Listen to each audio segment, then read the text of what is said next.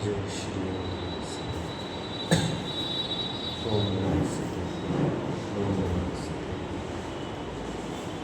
नमो अनन्ताय, नमो सिद्धाणं, नमो आयर्गिहाणं, नमो वज्राणां, नमो सर्वसाहुरम्। ओंकारबिन्दुसंयुक्तं नित्यं ध्यायन्ति योगिनः कामदं मोक्षदं चैव ओंकाराय नमो नमः। अविरलशब्दघनौघ प्रक्षालितसकलभूतलमलकलङ्का मुनिभिरुपासिततीर्थः सरस्वती हरति नो दुरिता। अज्ञानतिमिरान्धानां ज्ञानाञ्जनशलाकया चक्षुरुन्मीलितं येन तस्मै श्रीगुरुवे नमः। मङ्गलं भगवान् वीरो मङ्गलं गौतमो गणी मङ्गलं कुन्दार्यो जैनधर्मोऽस्तु मङ्गलम्। सर्वमङ्गलमाङ्गल्यं सर्वकल्याणकारिकं प्रधानां सर्वधर्माणां जयतु शासनं जयतु शासनं जयतु शासनं। लक्ष्मीनिवासनिलयं विलीनं निधायवीरम् आत्मानुशासनमहं वक्षे मोक्षाय भव्याम्।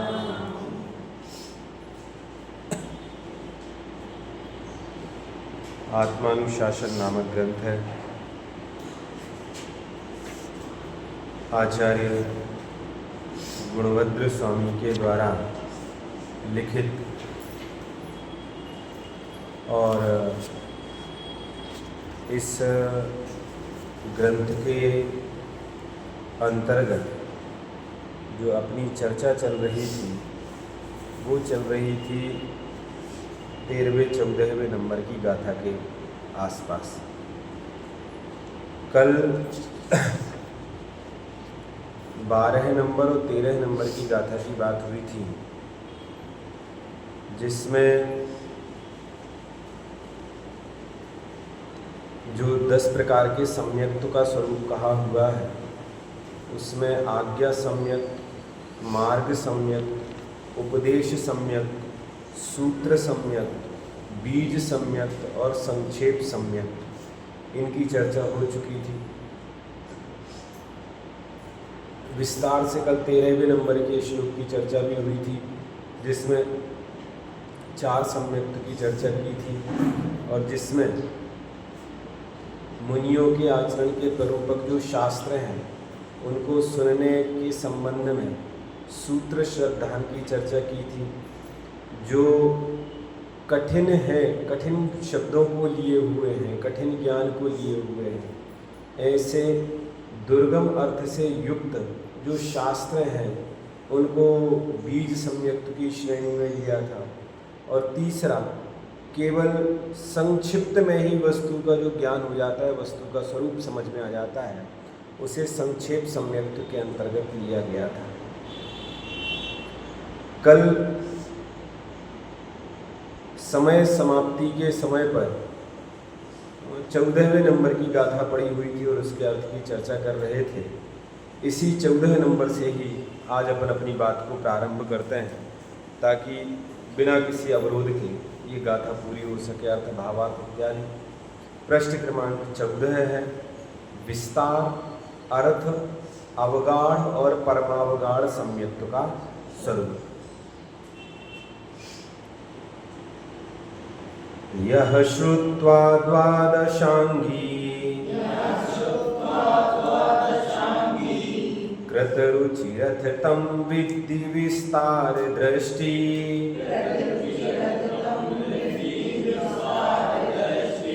संजातार्थात् कुत्सित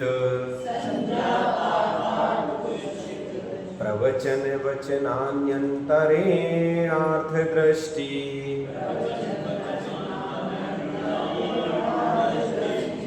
दृष्टि सांगांग बाह्य प्रवचनमवगाहयोत्थिता यावगाढः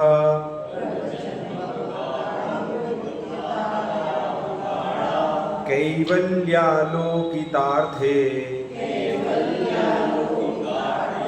रुचिरिः परमावादिगाढेति रूढः।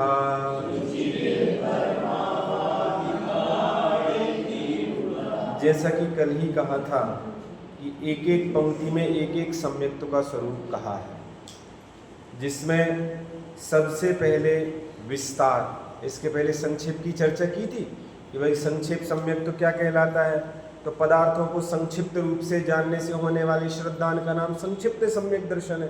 संक्षेप सम्यक्त थोड़ा सा जाना और काम हो गया। अब यहाँ पहला लिखा विस्तार सम्यक्त। क्या लिखा विस्तार सम्यक्त में? यह श्रुत्वा द्वादशांगीं कृत रुचि अथ तम विद्धि विस्तार दृष्टि। अर्थात यह जो द्वादशांगीं, जो द्वादशांग है ना, पूरे के पूरे द्वादशांग, उन द्वादशांग को श्रुत्वा सुन करके, कृत रुचि, रुचि हुई है, द्वादशांग को सुन करके जिसके लिए रुचि हुई है, तम उसको विस्तार दृष्टि विधि, विधि विस्तार दृष्टि अर्थात विस्तार सम्यक्त वाला विधि अर्थात जानना, ये उसको कहा गया है। किसको कहा गया है विस्तार सम्यक्त वाला? जो द्वादशांग को पूरा पढ़ता है, सुनता है, समझता है और उसके पश्चात सम्यक्त के तरफ लालायित होता है, सम्यक्त को प्राप्त करने की चेष्टा करता है, उसके लिए कहा विस्तार सम्यक्त। फिर अगला कहा अर्थ सम्यक्त। अर्थ सम्यक्त किसे कहा? तो लिखा संजातार्थात कुत्सित प्रवचन वचनानि अंतरेण अर्थ दृष्टि। अर्थ दृष्टि तो समझ में है, अर्थ मतलब अर्थ और दृष्टि मतलब सम्यक श्रद्धान, अर्थ श्रद्धान। कैसा है अर्थ श्रद्धान? तो लिखा कुत्सित अर्थात किसी भी, संजात अर्थात किसी भी, संजात अर्थात पदार्थ से उत्पन्न। कौन से पदार्थ से उत्पन्न? तो आगे लिखा प्रवचन वचनानि अंतरेण। जो प्रवचन वचनानि, जो उत्कृष्ट वचन है ना, उत्कृष्ट वचन, प्रवचन के उपदेश से, अंतरेण उससे पृथक। कहने का मतलब ये है कि जो कहा गया है उस कहे गए का पूरा नहीं, अर्थमात्र, भावार्थमात्र, कुछ अंश में ही उसको सुना, ग्रहण किया और सम्यक तो कर लिया, तो इसका नाम है अर्थ सम्यक। क्या लिखा कि प्रवचनानि अंतरेण कुत्सित संजातार्थ अर्थ दृष्टि, कि उत्कृष्ट जो वचन है प्रवचन के उपदेश के बिना किसी पदार्थ से उत्पन्न हुए दर्शन को अर्थ सम्यक दर्शन, अर्थ दर्शन, अर्थ श्रद्धान कहते हैं। यहां तक की चर्चा तो कल हो गई थी। तीसरा देखिएगा, दृष्टि ही वचन बिना, हाँ मतलब कुछ बोले बिना अर्थ समझ लें। हाँ, तो पूरा प्रवचन नहीं सुना, पूरा वो नहीं सुना, केवल उसके भाव मात्र से अर्थ ग्रहण कर लिया उसका, मतलब सुना भी नहीं है और अर्थ भी ले लिया। भाई जैसे कहा जाए कि क्या कहें, मिठास, ये तो हमने शब्द बोल दिया, लेकिन मिठास कैसी होती है उसका भाव भासना हमें है ना भाई, खारापन बिना बोले ही उसका एहसास हो जाना, ऐसे ही बिना सुने ही उसका भाव ग्रहण कर लेना। कहा क्या कहना चाहते हैं वो, उसका अर्थ ग्रहण कर लिया बिना कहे, आगे पीछे की बात सुने ही उसके चर्चा ग्रहण हो गई कि भाई हाँ ये कहना चाह रहे हैं और इससे हमारा काम हो जाएगा। चौथा तीसरी पंक्ति है, दृष्टि सांगांग बाह्य प्रवचनम अवगाह्योत्थिता यावगाढ़ा।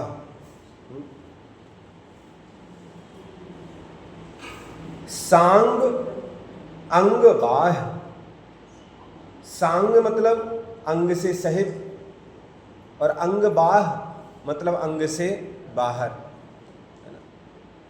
दो शब्द सभी ने सुने होंगे, अंग प्रविष्ट और अंग बाह्य। सुने हैं अंग प्रविष्ट और अंग बाह्य? हाँ पढ़े ही, उपाध्याय परमेश जी में पढ़े जाते हैं। अंग प्रविष्ट अर्थात अंगों के अंदर का, और अंग बाह्य मतलब अंगों के बाहर का। अब अंग मतलब ये हाथ पैर वाले अंग नहीं भी, जो द्वादशांग हैं, द्वादशांग जो द्वादशांग हैं, सूत्रकृतांग, दृष्टि प्रवाद अंग इत्यादि जो हैं, ऐसे द्वादशांग के विषय जो है, जो मूल द्वादशांग है, वो सारा का सारा है अंग प्रविष्ट। और इन अंगों के जो बाहर का मटेरियल है, जिन अंगों को निमित्त बना करके अन्य आचार्यों ने उसको लिखा है, वह कहलाता है अंग बाह्य। तो ऐसे सांग और अंग बाह्य, अंग प्रविष्ट और अंग बाह्य प्रवचनम, जो प्रवचन है, वचन है, आगम है, ऐसे आगम को अवगाह उत्थिता, अवगाह अर्थात अवगाहन करके, ग्रहण करके, उत्थिता उत्पन्न हुई है। क्या उत्पन्न हुई है? तो सबसे पहली पंक्ति लिखी दृष्टि, सबसे पहला शब्द लिखा दृष्टि। वह दृष्टि अवगाढ़ा अर्थात अवगाढ़ सम्यक है। अर्थ क्या हुआ कि जो सम्यक दर्शन अंग बाह्य और अंग प्रविष्ट के माध्यम से हुआ है, वह अवगाढ़ सम्यक तो कहलाता है। अब अंग प्रविष्ट और अंग बाह्य की चर्चा की है, मतलब श्रुत केवलियों की। श्रुत केवली जो द्वादशांग के ज्ञाता हैं, वे श्रुत केवली भी सम्यक दर्शन, उनके लिए भी सम्यक दर्शन, हाँ वो तो सम्यक दर्शन प्राप्त करके चतुर्थ गुण स्थान के आगे ही पहुंचे हुए हैं।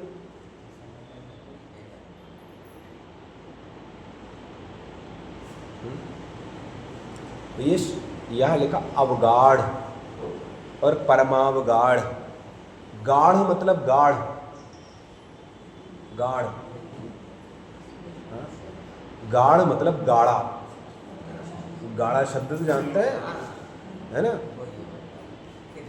शक्कर में पानी मिली और उसको गाढ़ा कर दिया गया तो वो समझ जाते हैं ना सब, जितना हार्ड होता जाए वो। श्रद्धान कितना गाढ़ा है राकेश भाई साहब, कितना गाढ़ा है श्रद्धान? उस श्रद्धान की गाढ़ता, अगाढ़ता ही ये शब्द है कि जो श्रुत केवली है ना, श्रुत केवली, उन श्रुत केवलियों का जो श्रद्धान है, उस श्रद्धान को अवगाढ़ सम्यक तो कहा। अवगाढ़ की भाई साहब उनका श्रद्धान सामान्य नहीं है, गाढ़ा सम्यक दर्शन है, गाढ़ा। अब वो वापिस से किसी भी प्रकार से मिथ्यात्व में आने वाले नहीं है। क्यों? अंग बाह्य और अंग प्रविष्ट इनके माध्यम से उत्पन्न हुआ है, इनके माध्यम से रुचि उत्पन्न हुई है, इसीलिए वह अवगाढ़ सम्यक्त है। इसके बाद की पंक्ति में और गजब की बात लिखी, देखो क्या लिखी, कैवल्यालोकितार्थे रुचिरिह परमावादि गाढ़ेति रूढ़ः। तीसरी पंक्ति में लिखा अवगाढ़ सम्यक्त, और इस वाली पंक्ति में लिखा परमावादि गाढ़ेति अर्थात परमावगाढ़, मतलब उससे भी और गाढ़ा, उससे भी और। किसके लिए है? किसके लिए? जोर से बोलो भैया। इसमें लिखा है केवल, जो कैवल्यालोकितार्थे, अर्थात जो कैवल्य में सारे के सारे लोग झलके हुए हैं, जिनके ज्ञान में सारे के सारे पदार्थ झलके हुए हैं, सारे के सारे पदार्थ देख रहे हैं जो ज्ञान में, ऐसे जो केवली भगवान हैं, उन केवली भगवान की रुचि अर्थात श्रद्धा होना, उनकी श्रद्धा होना परमावादि गाढ़, परमावगाढ़ इति, इस प्रकार रूढ़ा प्रसिद्ध है। ऐसा लोक में प्रसिद्ध है भाई साहब कि जो केवली भगवान है, केवलियों के परमावगाढ़ सम्यक तो होता है, उनकी श्रद्धा इतनी गाढ़ी है, इतनी गाढ़ी है, इतनी मजबूत है कि अब किसी भी प्रकार से नीचे आने वाले नहीं है। अरहंत सिद्ध परमात्मा किसी भी प्रकार से पुनः अब लोक में आने वाले नहीं है। उनकी श्रद्धा इतनी मजबूत है कि अब किसी भी प्रकार से मिथ्यात्व का अंश भी प्रवेश करने वाला नहीं है। यह श्रुत्वा द्वादशांगीं कृतरुचिरथ तं विद्धि विस्तार दृष्टि,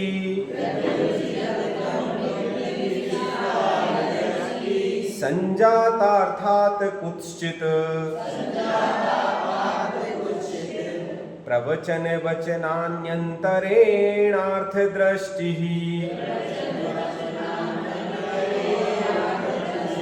दृष्टि सांगांग बाह्य प्रवचनमवगाहयोत्थितायावगाढ़ः,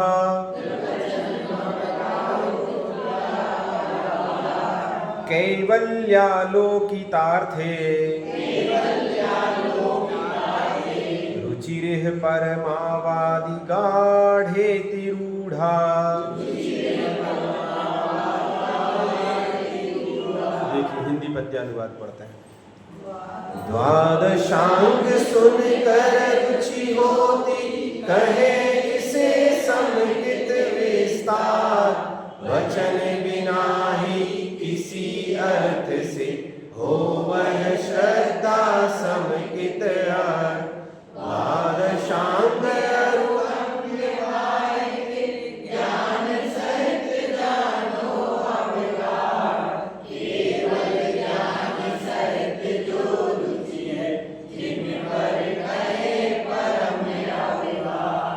लिखा, द्वादशांग सुनकर रुचि होती, कहें इसे समकित विस्तार, कि जिसे द्वादशांग को सुनकर के रुचि होती है।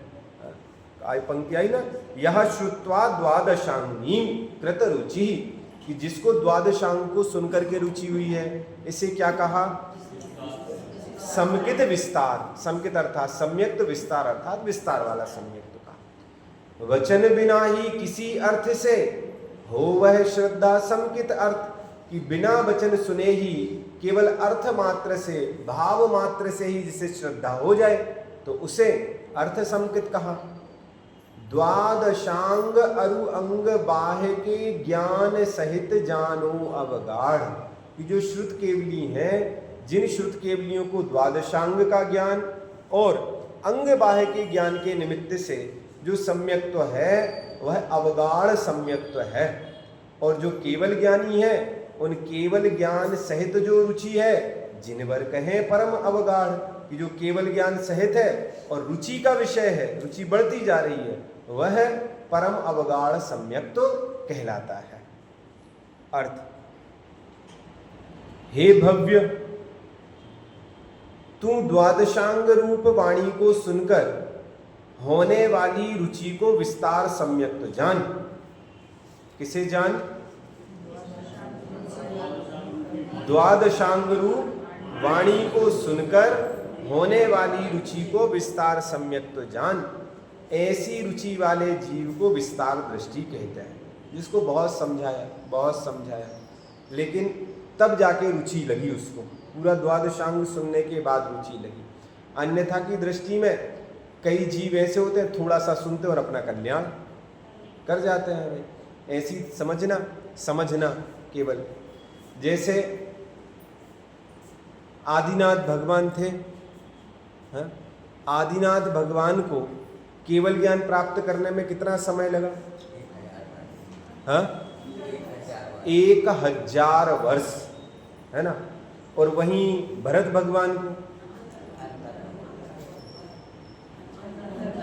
अंतर्मुख 48 मिनट, कहाँ 48 मिनट और कहाँ 1000 वर्ष, और जबकि वे तीर्थंकर और ये योग्यता है। वैसे क्या किया?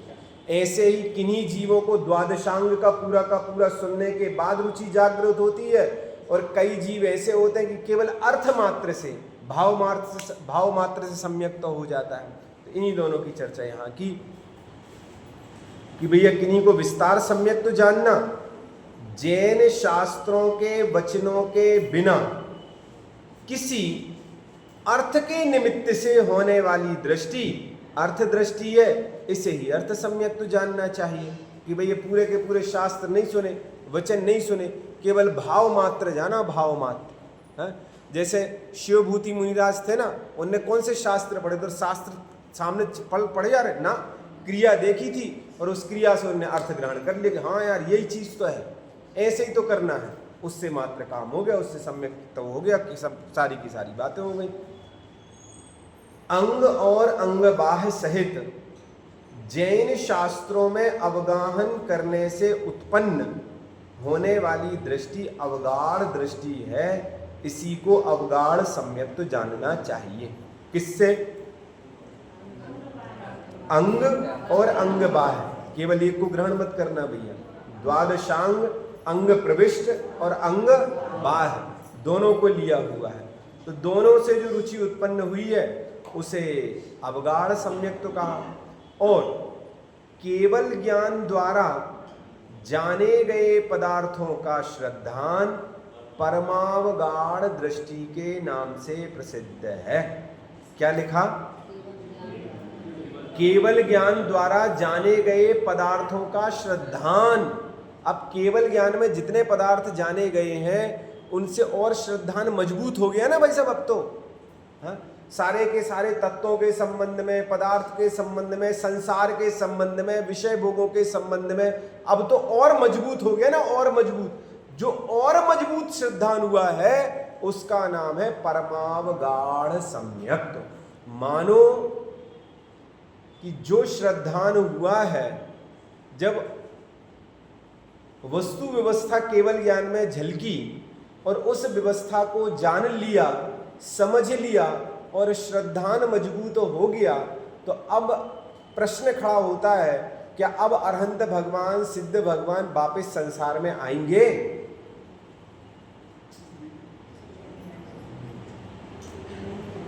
आएंगे?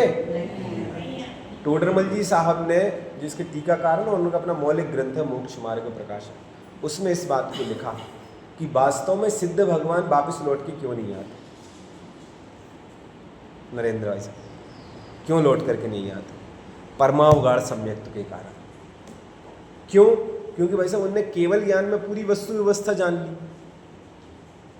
बोलो, मैं सीधी सी बात कहूँ लोक व्यवहार की, किसी व्यक्ति के व्यवहार से आप भली भांति परिचित हो गए, अभी तक नहीं थे, अब हो गए, कुछ ऐसी व्यवस्था बनी, कुछ ऐसी घटना घटी कि आप जान लिए कि भाई साहब ये आदमी विश्वास करने लायक नहीं है। अब अगली बार वो गलती करेंगे? हाँ या ना? नहीं करेंगे ना।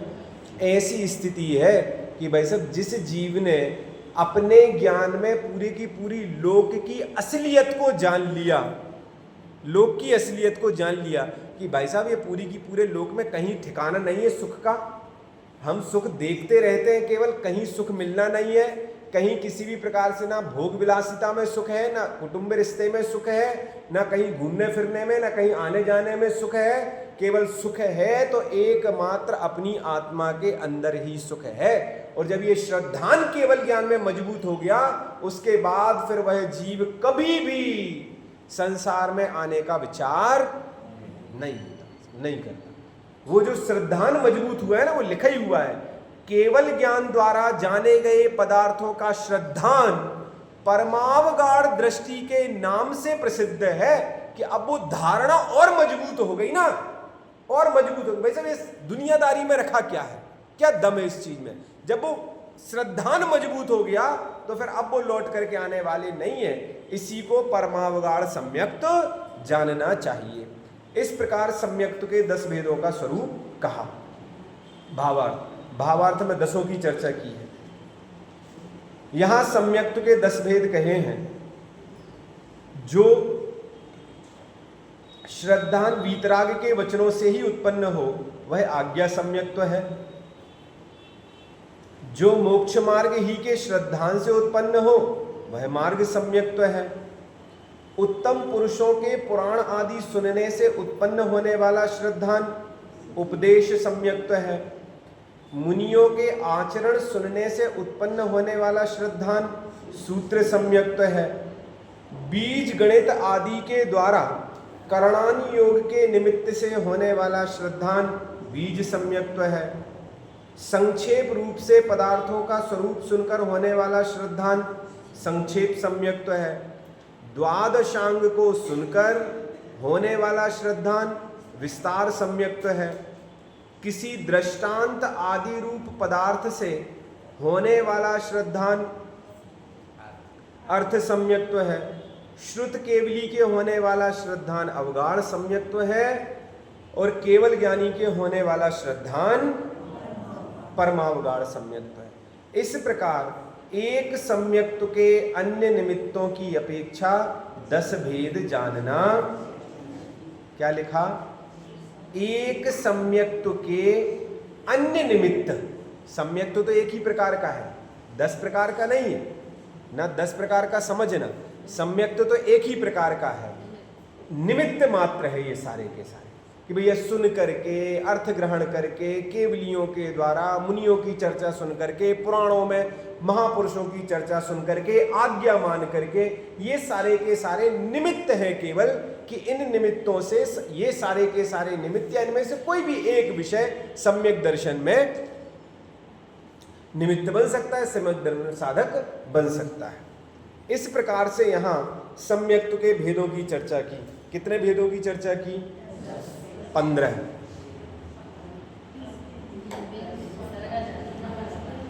टोटल 15 हुए ना भाई। सबसे पहले सूत्र में लिखा था ना, द्विविधम, त्रिविध और 10 विध। 2 प्रकार के, 3 प्रकार के और 10 प्रकार के। 2 प्रकार के कौन कौन से? अधिगमज और निसर्गज। 3 प्रकार के औपशमिक, छायक और छायोपशमिक। और 10 प्रकार के ये भी अपन ने पढ़ लिए, 3-3, 4-4 बार पढ़ के आए हैं, आज्ञा से लेकर के परमावगाढ़ सम्यक्त्व तक। तो इस प्रकार से यहाँ सम्यक्त्व के भेद प्रभेदों की चर्चा की। अब प्रश्न खड़ा होता है कि क्यों करें हम सम्यक दर्शन?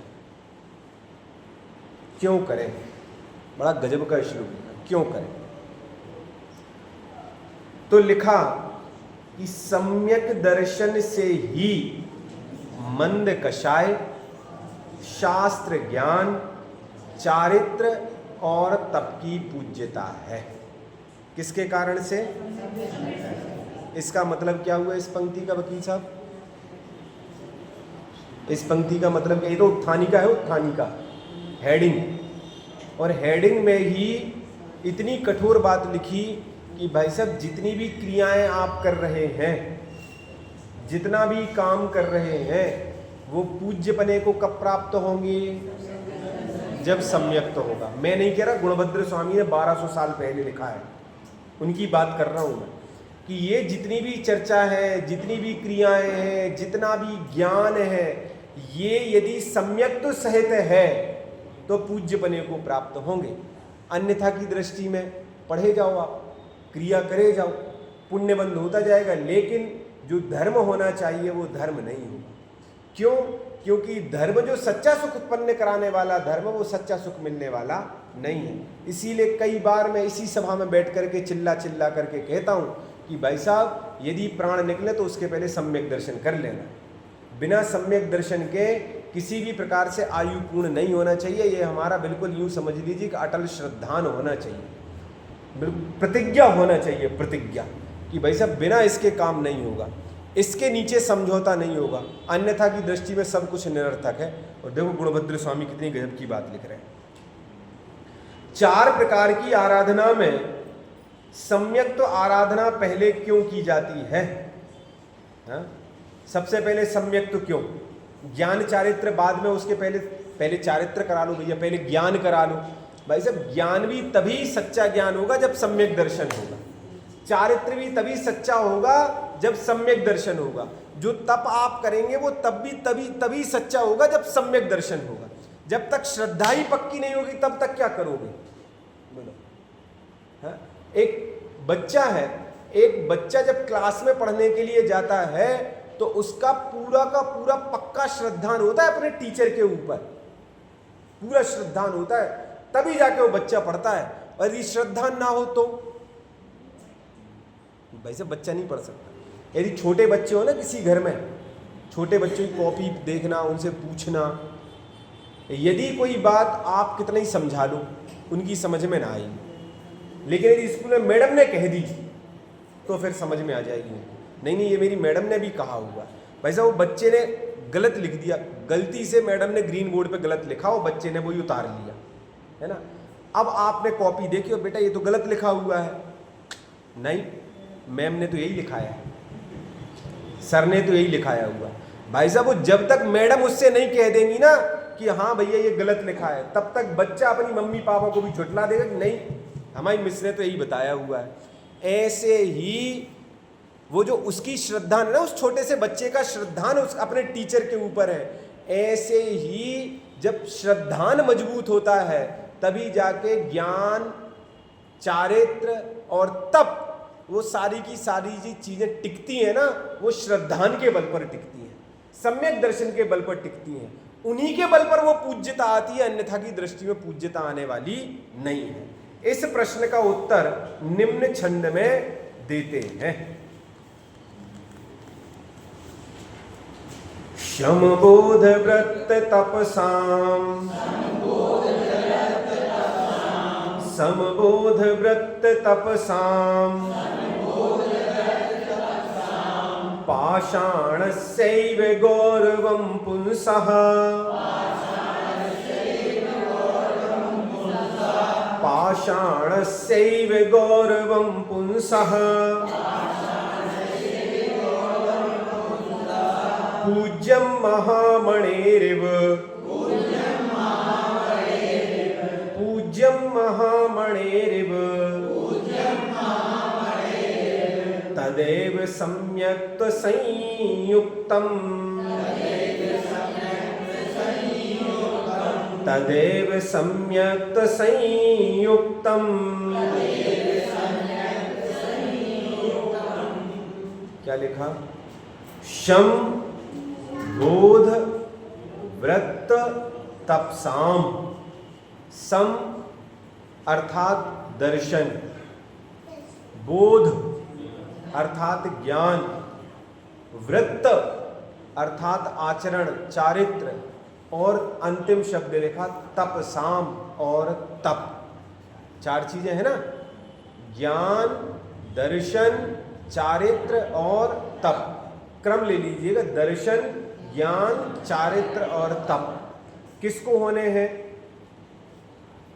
किसको? तो पंक्ति के सबसे अंत में लिखा पुंसः, पुरुष को। किसको होना है? पुरुष को। ये जो सारे के सारे पुरुष को ज्ञान, दर्शन, चारित्र और तप है ना, गौरवम, गौरव है, गौरव, हाँ गौरव है कि भाई साहब मेरी श्रद्धा, मेरा ज्ञान, मेरा चारित्र और मेरा तप, ये जो मुझे गौरव है ना, गौरव, गौरव, गौरव मतलब घमंड, गर्व, गर्व। गुणभद्र स्वामी कहते हैं कि पाषाण एवं पत्थर के समान है। पत्थर के समान मतलब वजन है और कुछ नहीं है। भाई साहब बोझा ढो रहे हो। किस चीज का बोझा ढो रहे नरेंद्र भाई साहब? हाँ, दर्शन, ज्ञान, चारित्र का। हम इतने तपस्वी, हम इतने चारित्र, हम इतने ज्ञान है भाई साहब, हमने इतने शास्त्र पढ़े हुए हैं, सारे के सारे शास्त्र याद हैं, सारे के सारे शास्त्र याद हैं। गाथाएं कहीं से भी पूछ लीजिए भाई साहब, याद है। सूत्र जी पूरा कंठस्थ है, भक्तांबर जी पूरा कंठस्थ है, किस चीज का अभिमान कर रहे हैं? आपको मालूम है कि जैसा व्रत कहा गया है ना, जैसा व्रत कहा गया है, कौन सा वाला? वो अष्टमी चतुर्दशी वाला, प्रोषदोपवास। जैसा जिनवाणी में कहा है नरेंद्र भाई साहब, वैसे ही करते हैं, बिल्कुल वैसे ही करते हैं। मतलब सप्तमी के दिन दोपहर के बाद बिल्कुल सब कुछ का त्याग, अष्टमी को बिल्कुल त्याग, और नवमी के दिन दोपहर के बाद ग्रहण करेंगे, बिल्कुल शब्द सा पालन करते हैं, बाकायदा सब क्रियाएं करते हैं। इन सारी की सारी क्रियाओं को करने के बाद भी गुणभद्र स्वामी कह रहे पाषाण एवं पत्थर के समान बोझा ढो रहे हो। बताओ, मतलब इतना करने के बाद गुणभद्र स्वामी ने एक मिनट नहीं सोचा कि श्रावक के दिल पे क्या गुजरेगी? इतना सब कुछ कर रहे हैं भाई साहब, और उसके क्या आप पाषाण के समान है, सब कुछ पत्थर के समान है, लेकिन जो बात वो समझाना चाहते हैं वो समझ। तो पहली पंक्ति हुई है, पहली पंक्ति, शमबोध व्रत तपसाम पाषाणस्य इव गौरवम पुंसः। जो पुरुष है ना, पुरुष, वो पुरुष शमबोध व्रत तपसाम, अर्थात ज्ञान, दर्शन, शम, अर्थात शम परिणाम, ज्ञान, चारित्र, तप, ये सब गौरवम पाषाण इव, इनका सारा का सारा जो गौरव है ना, गर्व है, वो सब पाषाण के समान है। पूज्यम, पूज्य होता है, महामणि एव, महामणि के समान, तत् एव, वह ही, वह ही, वह ही मतलब वकील साहब जो ऊपर चार चर्चाएं लिखी थी ना, शम, बोध, व्रत और तपसाम, वे ही मणि, महामणि के समान पूज्य हो जाते हैं। परंतु होते कब है?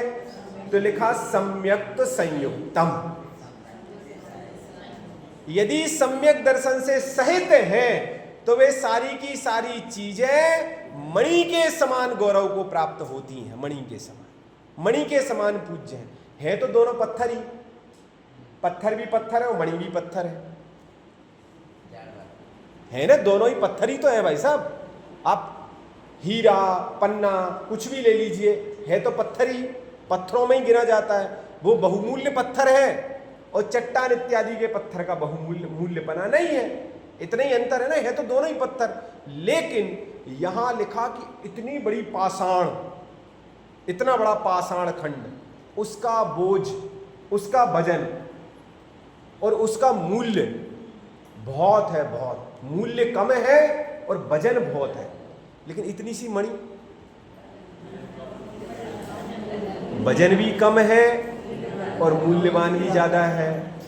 तो यहां गुणभद्र स्वामी कह रहे हैं कि भैया वो सम्यक दर्शन उस मणि के समान है, छोटा सा है और मूल्यवान है, छोटा सा और मूल्यवान है। इसीलिए सम्यक दर्शन की महिमा गाई है, इसीलिए कि भैया सब काम किए, सब काम किए, बस सम्यक दर्शन नहीं किया, इसीलिए ये सारा का सारा चक्कर घूम रहा है, सारा का सारा। तो हमें लगता है कि दौलत राम जी ने ये लिखा है कि मुनिव्रत धार अनंत बार ग्रेव उपजा। अब ये तो गुणभद्र स्वामी भी यही तो कह रहे हैं। बोलो, दौलत राम जी ने 200, 250, 300 साल पहले लिखा, गुणभद्र स्वामी ने 1200 साल पहले लिखा। उन्हीं की सारी चर्चा मिल रही है। शमबोध व्रत तपसाम पाषाण शैव गौरवम पुंसः पूज्यम महामणेरेव तदेव सम्यक्त संयुक्तम। कि ये जो पुरुष है ना, पुरुष, ये पुरुष परिणाम, श्रद्धा, बोध, चारित्र और तप के गौरव को पाषाणस्य एव, पाषाण के समान ढोता है। ततएव, वह ही, वे ही मतलब जो ऊपर के 4 शब्द लिखे, वे ही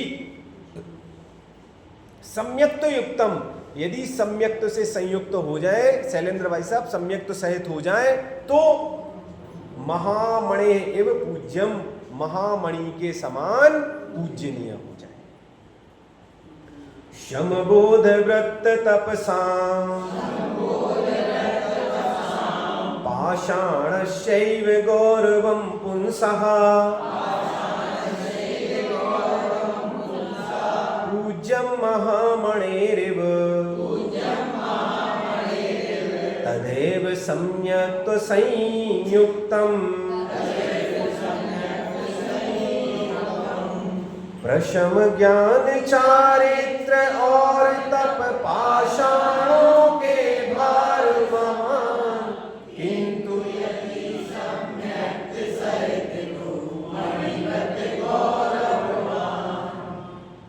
गलती कर गए ना आप लोग, मणिवत बोले सीधे वो गड़बड़ हो गया। मणि बड़ी की बड़ी ई है, मणिवत गौरववान। जितना भी प्रशम ज्ञान चारित्र और तप पाषाणों के भार के समान है, यदि वही सम्यक तो सहित हो जाए तो फिर मणि के समान गौरव को प्राप्त हो जाएगा। देखो अर्थ क्या लिखा, पुरुष अर्थात आत्मा, पुरुष अर्थात पुरुषार्थ सिद्धि उपाय जब अपन ने पढ़ा था तो इस पहले ही श्लोक में व्याख्या की थी ना अमृत चंद्राचार्य ने पुरुष की। पुरुष मतलब आत्मा। आत्मा का मंद कषाय रूप उपशम परिणाम कैसा? कषाय मंद है, मंद कषाय रूप है। और शास्त्राभ्यास रूप ज्ञान, मंद कषाय रूप परिणाम, शास्त्राभ्यास रूप ज्ञान। इतने शास्त्रों का अभ्यास किया हुआ है, शास्त्र पढ़े हुए हैं, अभ्यास किया है निरंतर पढ़ पढ़ के वो ज्ञान। और पापों के त्याग रूप चारित्र और अनशनादि रूप तप का महत्ता पत्थर के बोझ के समान है, अर्थात विशेष फलदायक, विशेष फल मिलने वाला नहीं है उस चीज का। एकदम से सीधा नकारात्मक कर दिया वैसे, मतलब ऐसा लगता है कि बिल्कुल जैसे क्या बताएं, क्या क्या कह दिया। कोई शब्द समझना, शब्द विशेष फलदायी तो है, ऐसा नहीं है कि फलदायी नहीं है, लेकिन विशेष फलदायी नहीं। कहने का मतलब जिस चीज के लिए हम ये कार्य कर रहे हैं बाबूजी, जिस को प्राप्त करने के लिए हम ये कर रहे हैं वो प्राप्त नहीं होगा। प्राप्त क्या करना है हमें? मोक्ष प्राप्त करना है, सबको मोक्ष चाहिए। तो गुणभद्र स्वामी कह रहे हैं कि इससे मोक्ष नहीं होगा। स्वर्ग तो मिल जाएगा, स्वर्गवासी तो वैसे भी होने वाले, उसकी कोई दिक्कत नहीं, स्वर्ग मिल जाएगा, लेकिन मोक्षवासी नहीं होंगे। राकेश भाई साहब, मोक्ष प्राप्त करने के लिए क्या करना पड़ेगा? मोक्ष प्राप्त करने के लिए लिखा किंतु ये सब यदि सम्यक तो सहित हो जाए, सम्यक तो सहित हो तो मणि महामणि के गुरुत्व के समान पूजनीय है, अर्थात बहुत फल के दाता हैं और महिमा योग्य है। फिर ये बहुत ज्यादा विशेष फल को देने वाले हो जाएंगे।